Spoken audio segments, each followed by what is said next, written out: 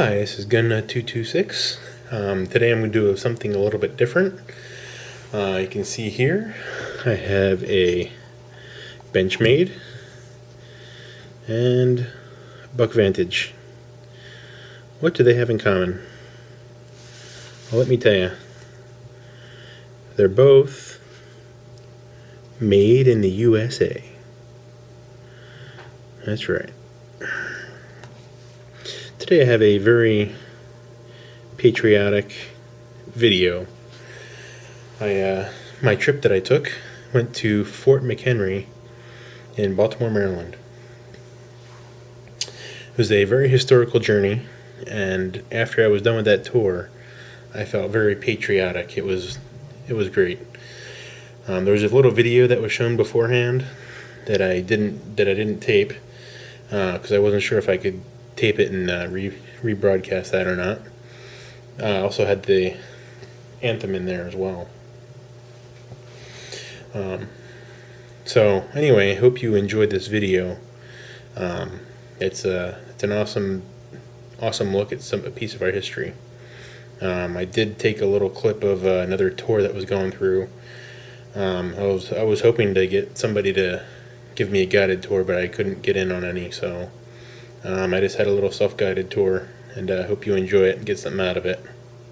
Because after I was done with that, I felt, like I said, I felt really patriotic, and felt like go US, go USA. And anyway, hope you enjoy the video. Please post your comments below and let me know what you think. Thanks for watching.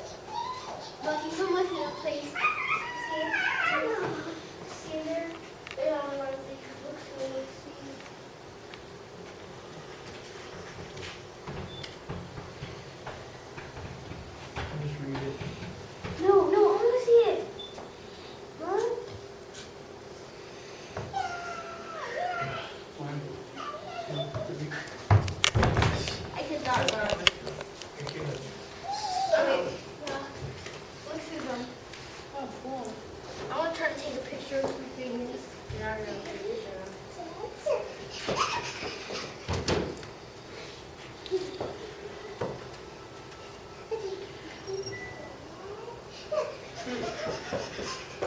Look, some of this. Wait, can you get About New Orleans. Listen. Guys, are you listening? The matters detailed and reported in the present number of the register are of incalculable importance. The enemy has retired in disgrace from New Orleans, and peace was signed at Ghent on the 24th December on his loss on this ground. Since the debarkation of his troops, as stated by the last prisoners and deserters, and as confirmed by many additional circumstances, must have exceeded 4,000. It was greater in the action of the 8th than was estimated. From the most correct data then in his possession by the Inspector General, whose report has been forwarded to you, we succeeded on the 8th in getting the enemy about 1,000 stand of arms of various descriptions. Since the action of the 8th, the enemy has been allowed very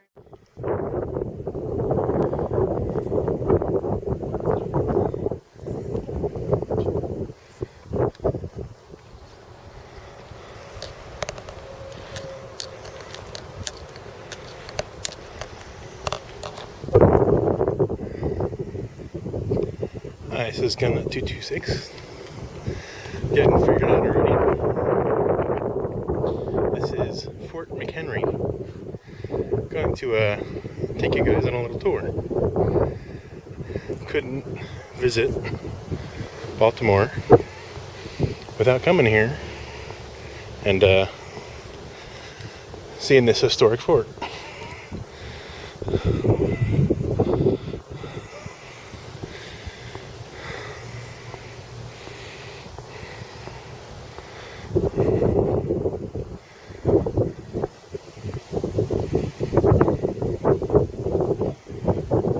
It's a beautiful day.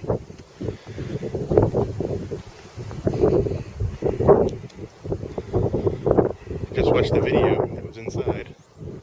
I didn't want to tape that.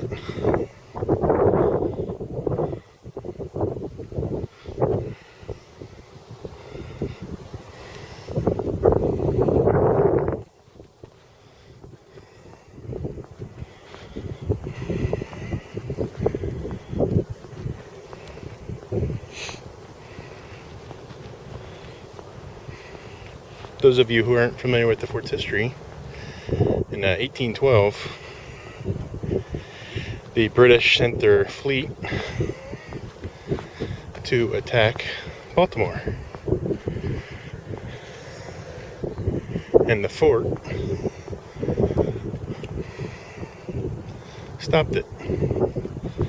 I think the fleet was like 50 ships or 4 dozen or something like that. I don't remember the exact number. It's around that. And I guess only 18 cannons, 1,000 men held them off.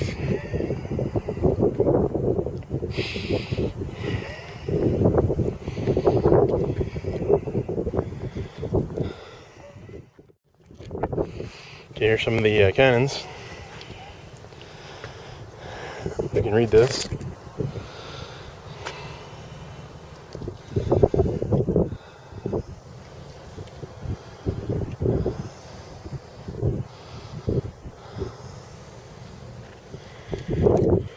Here are the cannons. Can't get real close to them.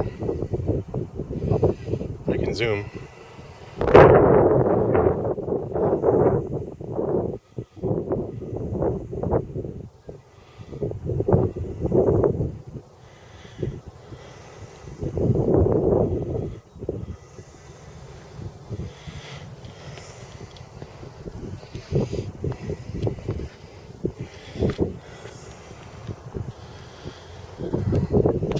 Here's a little bit of information.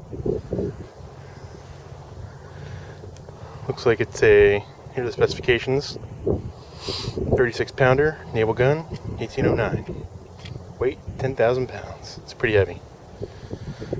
Not a CCW firearm for sure. Muzzle velocity, 1,600 feet per second. Powder charge, 12 pounds. I'm sure that costs more than a couple of hours to shoot. Range, 1.5 miles. It's impressive. Extremely impressive.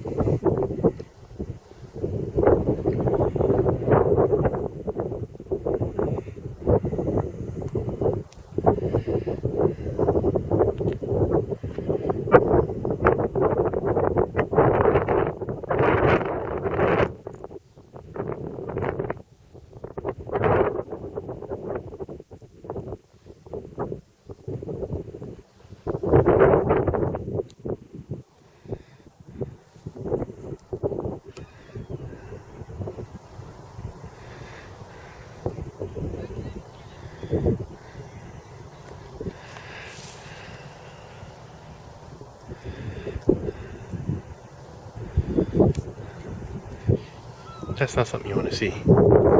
And yes, for those safety sallies out there, I'm sure they are chamber checked, safety checked. They're inoperative. It's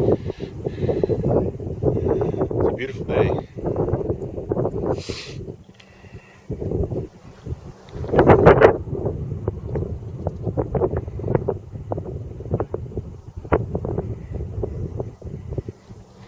Okay, I'm going to continue down the path. Ships out here. Meteor, Etna, Volcano, Terra. Oh, wonderful names. Oh, beautiful names. Only the British can come up with these. And there were 5 of them out there, and they will find a 200-pound cast iron bomb. It's the atom bomb of its kind. And these were out. You see a big puff of smoke coming up from the ship's deck. Actually see the shell rising up in the air because the smoke shot it. It would go 1 mile up in the sky, and then begin its downward plunge upon the fort.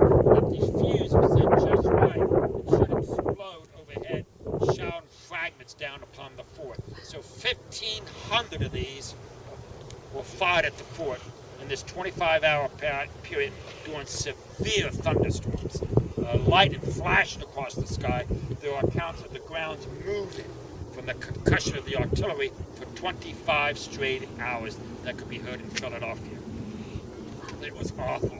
I wasn't here.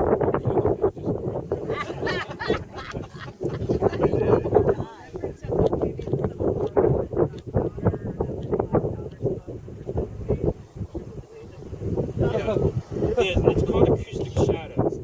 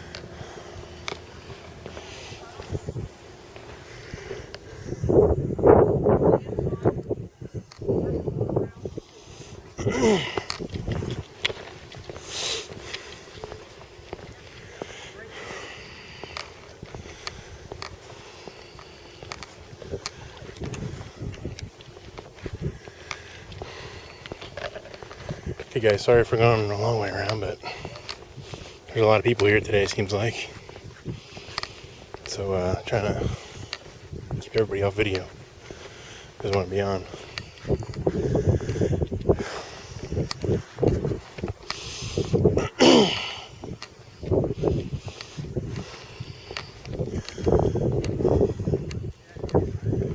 It looks like all these entrances are padlocked. There's one that's open. We're gonna go down here, see what's going on.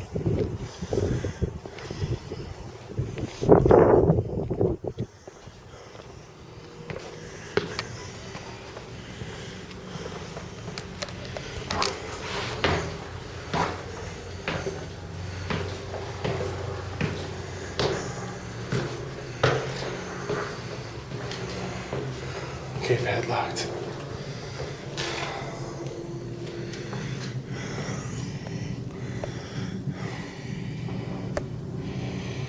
Alright, never mind.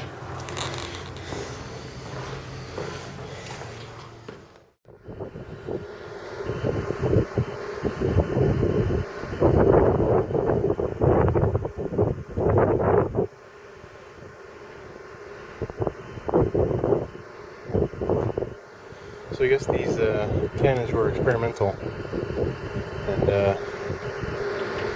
you see here they were made during the 1870s, and improved versions in 1888.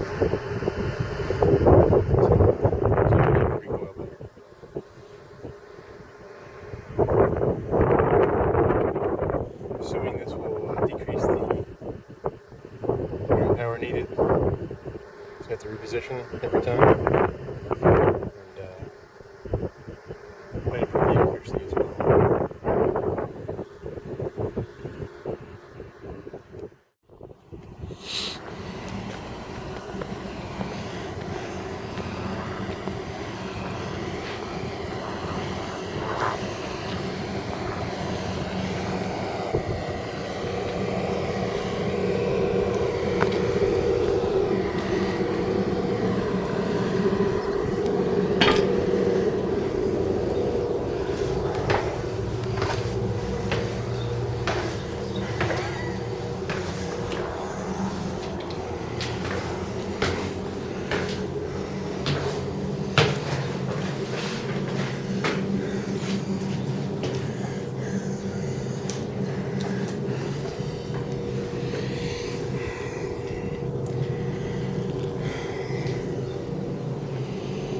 Okay, guess it's not open either.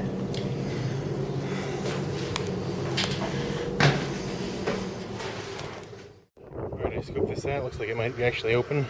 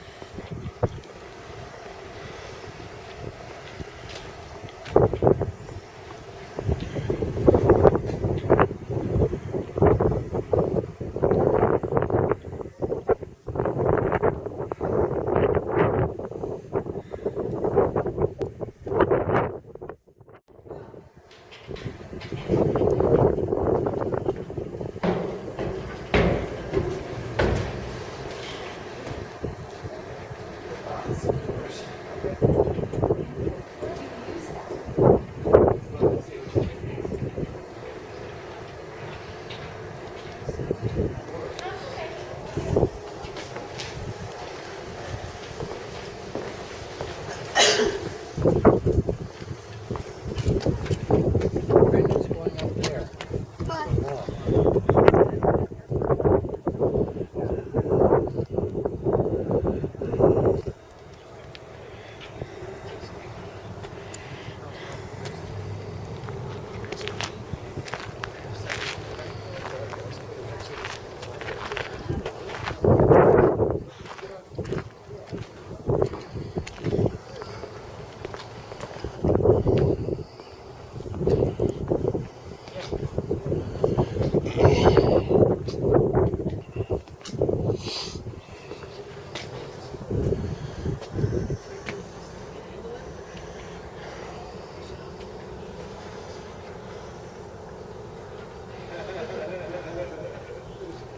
I don't know if you knew this is why I asked him. Sort of like you guys have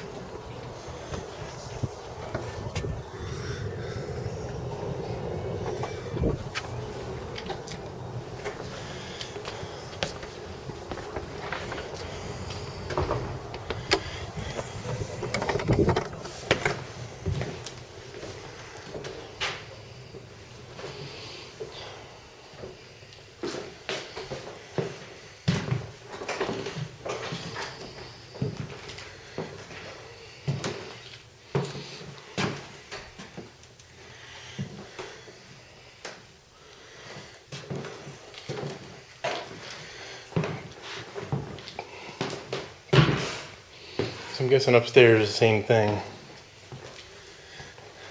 I can't get up there right now. It's closed. What, a fireplace for heat? Very nice.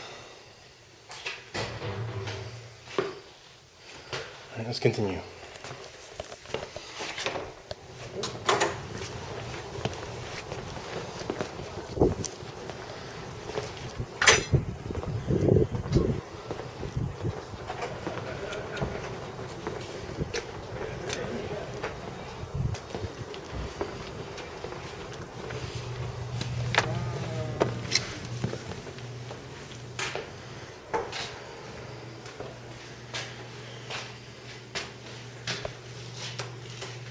On September 11th, 1814, the British fleet sailed into the mouth of the Patapsco River. 2 weeks before, the British had captured Washington and burned the public buildings. Now they planned a worse fate for Baltimore, a city they called a nest of pirates. But Baltimore was prepared. Fort McHenery had been strengthened, and several gun batteries supported Fort McHenery in guarding the harbor entrance. In the hot weeks of late summer, General Sam Smith had directed citizens, free blacks, soldiers, and slaves to build defenses at Hampstead Hill across the expected route of the British advance. People gave money and supplies, and militia poured into Baltimore. When the British ships appeared, General Smith sent a brigade of militia marching out the North Point Road. As General Smith anticipated, the British attacked by land and sea. On the morning of September 12th, the veteran British soldiers stepped ashore at North Point and began marching toward Baltimore. As a last defense measure, the Americans began sinking merchant ships to block the harbor. Halfway to Baltimore, the British advance guard encountered a party of American riflemen, and in a brief skirmish, their commander, Major General Robert Ross, was killed. Continuing their advance, the British struck the main body of the American forces. The Battle of North Point raged for 2 hours. British experience and numbers forced the Americans to fall back toward the city. At dawn on September 13th, the British began the second part of their two-pronged attack. British warships opened fire on Fort McHenry. All day the Americans endured the bombardment, feeling, said one defender, like pigeons tied by the legs to be shot at. But the rain of bombs and rockets did not weaken the fort. When the British ships moved closer, the fort's cannon drove them back. Meanwhile, on land, the British Army marched toward Baltimore. At Hampstead Hill, the British were stopped by the strong American earthworks and the 10,000 men behind them. Soon after midnight on September 14th, the British Navy made a desperate attempt to create a diversion that would assist the Army and break the stalemate.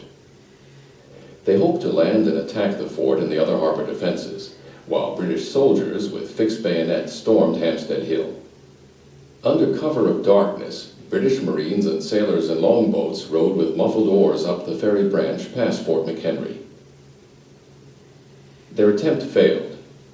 In the stormy weather, many of the longboats became lost and returned to the ships. Cannon fire from shore batteries caught the others in the water. On land, the British commander canceled the bayonet attack and ordered a withdrawal. The Battle of Baltimore was over. British ships began to collect troops at North Point and 2 days later sailed into the Chesapeake Bay. Standing on the deck of a truce ship returning to Baltimore, Francis Scott Key saw his country's flag flying over Fort McHenry. Baltimore had been saved.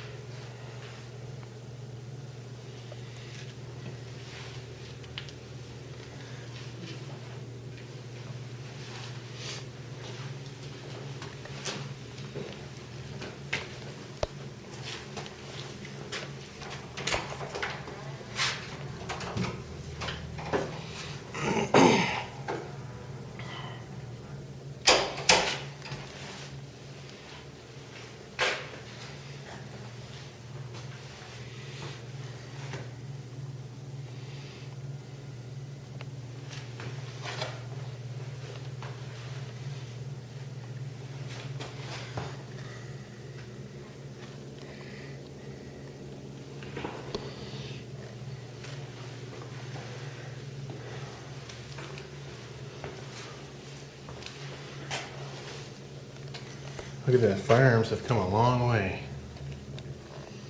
From this to SIG, Glock 17. Sure they would have loved those back in the day. Alright, let's continue.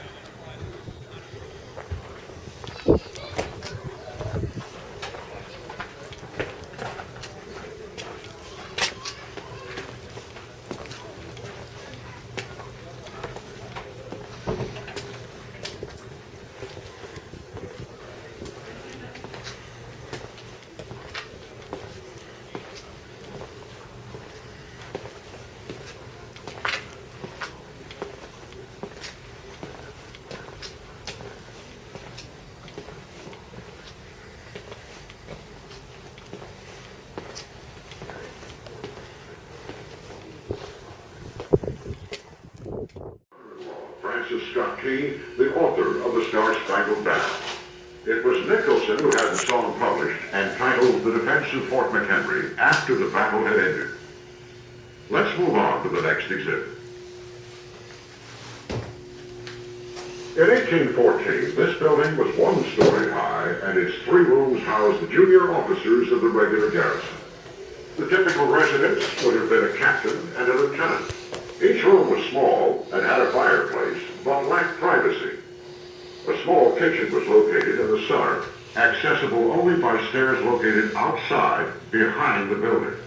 Bathroom or privies were also outside.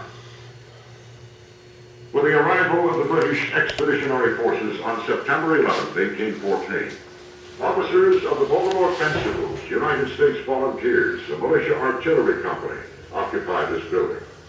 They were part of the 1st Regiment, Maryland Volunteer Artillery. 2 other companies of the regiment also served here. These citizen soldiers represented the elite of Baltimore's mercantile society and were well trained in early 19th century artillery. And they had invested in Baltimore's membership program, frontier and maritime trade, and even stood the rules of trade against the British actions.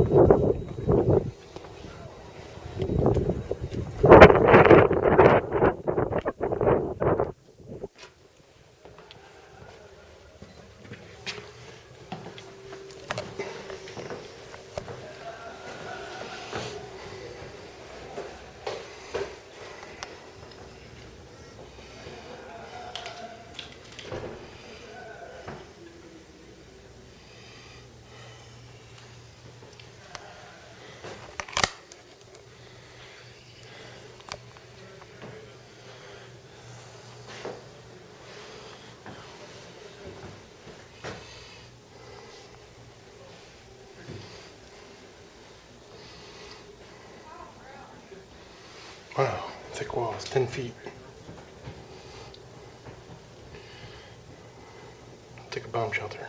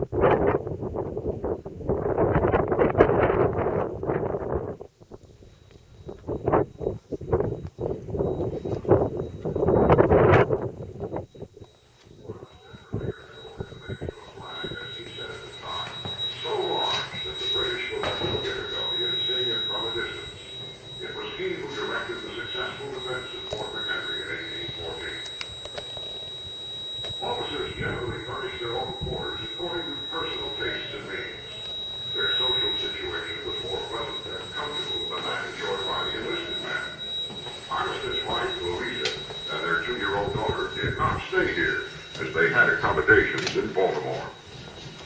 Armistead and his command had not only survived the battle, but had inspired by their defense a new national song, the Star-Spangled Banner.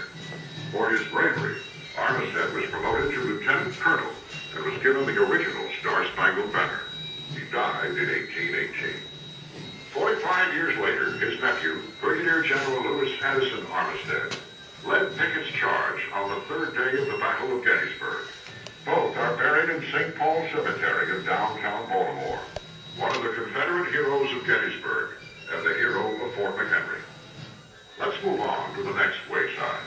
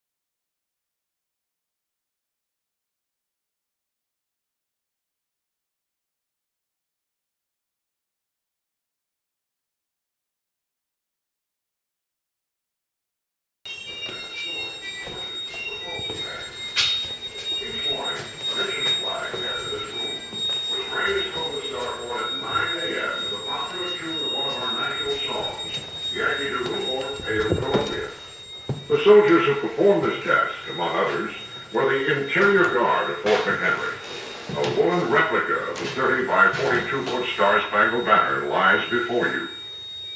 The guardhouse was the center of the 24-hour guard duty. Here, soldiers could rest and eat for 4 hours while preparing for their 2-hour watch on the walls and guarding various buildings. The room had few furnishings. Wooden bunks called banquettes were used by the soldiers to rest, yet they remained fully clothed and equipped. A small fireplace could take the chill off cold days and nights. A small desk and chair enabled the sergeant of the guard to write his daily report before being relieved by the new guard. Everything was serious.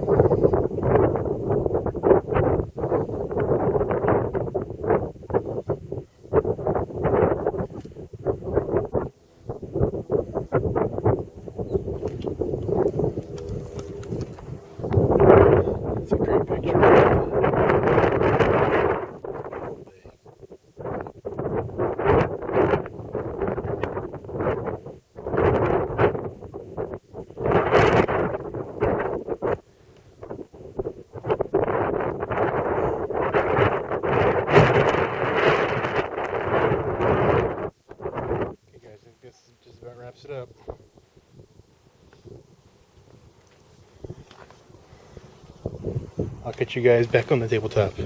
Now I'll show you a map and go over a few other details. Thanks for watching.